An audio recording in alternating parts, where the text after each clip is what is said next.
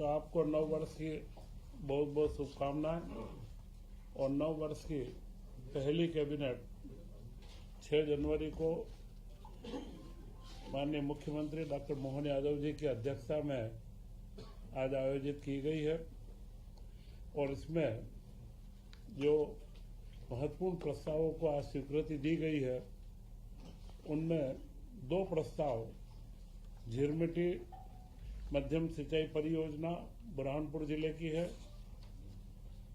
जिसकी लागत 922 करोड़ रुपए की है और जिससे 17,700 हेक्टेयर भूमि में सिंचाई होगी। दूसरी परियोजना बुरहानपुर जिले में ही नेपानगर की है, जो नेपानगर विधानसभा में आती है।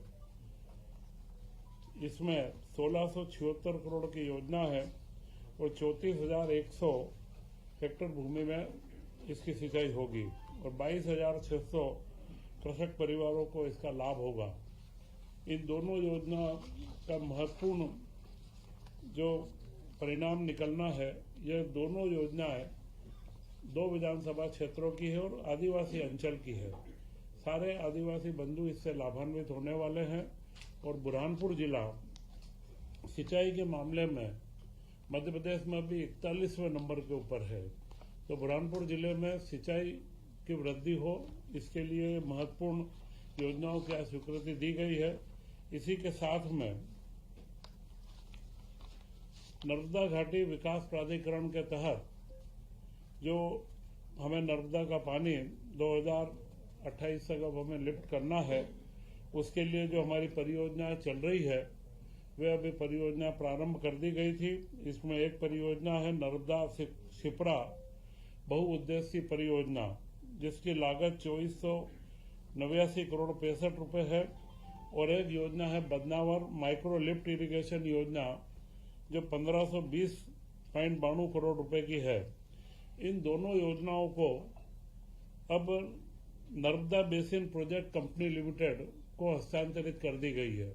और जो अभी तक राज्य शासन ने इन दोनों योजनाओं में खर्च करा है, वो उस कंपनी की अंश पूंजी के रूप में कन्वर्ट किया जाएगा।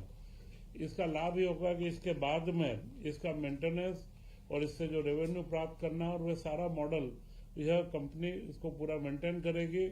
और इसका जो उच्च दाब जो लिफ्ट इरिगेशन में मेंटेनेंस एक महत्वपूर्ण पार्ट होता है, तो वह कंपनी इसका पूरा मेंटेनेंस करके और उस पूरे क्षेत्र के किसानों को इसका बराबर समुचित लाभ इसका प्राप्त होगा।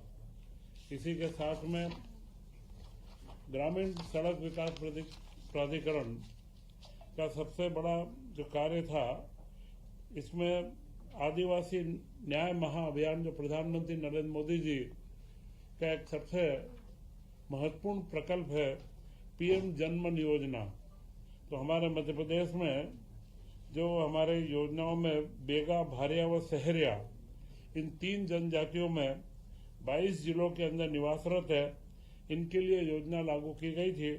और इसमें इसकी निरंतरता का प्रस्ताव दिया गया है, जिसमें इसकी सड़क की 1039 किलोमीटर सड़क और पुलिया 112 है और 795 करोड़ रुपए का खर्च इसमें अनुमानित है।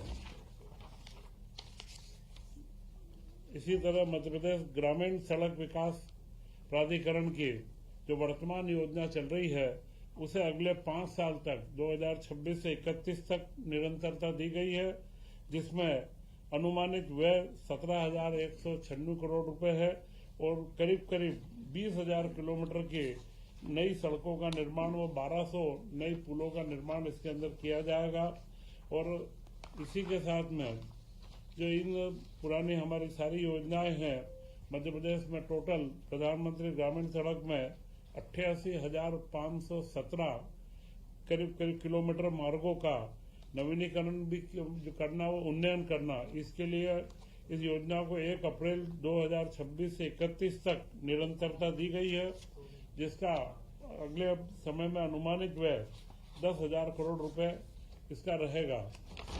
इसी के साथ में आज कैबिनेट के अंदर सभी मंत्रियों को टेबलेट वितरित किए गए हैं और अगले 2 कैबिनेट के पश्चात पूरा कार्य के टेबलेट के माध्यम से किया जाना प्रस्तावित है।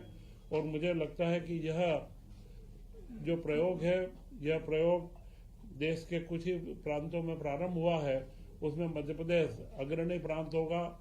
मुख्यमंत्री डॉक्टर मोहन यादव जी के नेतृत्व में जो हमने 2025 का वर्ष उद्योग एवं रोजगार वर्ष के रूप में मनाया है, अब अगला 2026 का इस वर्ष को कृषि उद्योग के कृषि के विकास के लिए मनाया जाएगा तथा इस तरीके के सारे नवाचार और जनजाति क्षेत्रों के लिए विशेष रूप से जितने भी प्रकल्प हो सकते हैं उनको हम नई गति दे रहे हैं। जय हिंद, जय भारत।